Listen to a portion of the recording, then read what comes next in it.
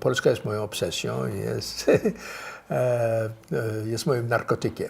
To znaczy, że pasja i dlaczego mówiąc prawdę, zastanawiałem się nad tym parokrotnie, dlaczego tak jest, dlaczego nie wyjechałem.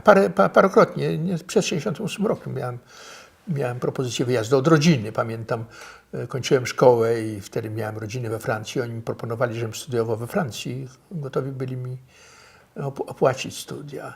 Miałem propozycję ze Stanów, zawsze odmawiałem, prawda? I zastanawiałem się, dlaczego to robię. Ja myślę, że było parę motywów. Była na pewno pasja i znajomość kraju. Ja nie myślę, żeby to był strach przed nieznanym. Ja nie sądzę, żeby to był. Ja znałem różnych ludzi, którzy często później idealizowali swoją wierność, to, że pozostali nigdy nie wyjechali, ale w sposób oczywisty ja czułem ich kruch osobowościową, że się bali po prostu szerokiego świata. Znałem zresztą ludzi, którzy wydawali mi się, że niezwykle pasują do tego zachodniego świata i później jak się okazywało, jak byli niedostosowani, w istocie nie byli w stanie się dostosować.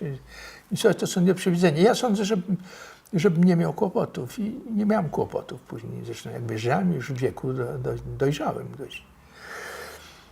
Mnie się wydaje, że było tu różnych. To była na pewno pasja przywiązania do tej polityki, którą znałem i do tych problemów, które były mi bliskie. To znaczy, że ja wyrastałem z pewnej tradycji, ewoluowałem, można powiedzieć, byłem coraz mniej lewicowym, chociaż pewien sentyment do dzisiaj pozostał, ale miałbym trudności z nazwaniem siebie dzisiaj człowiekiem lewicy. Zresztą uważam, że to w dzisiejszych czasach to dzisiaj już uległo takiemu rozmyciu, takiemu niedookreśleniu, że powinno się bardziej precyzyjnie określać i w różnych wymiarach definiować się, prawda, precyzyjnie. Ale w każdym razie wówczas pasja i przywiązanie zarówno do kraju, jak i idei odgrywały na pewno istotną rolę. Paradoksalnie to, co odgrywało również istotną rolę, to była pewna taka ukryta moja wewnętrzna polemika ze stereotypem na temat Żydów. To znaczy, że sam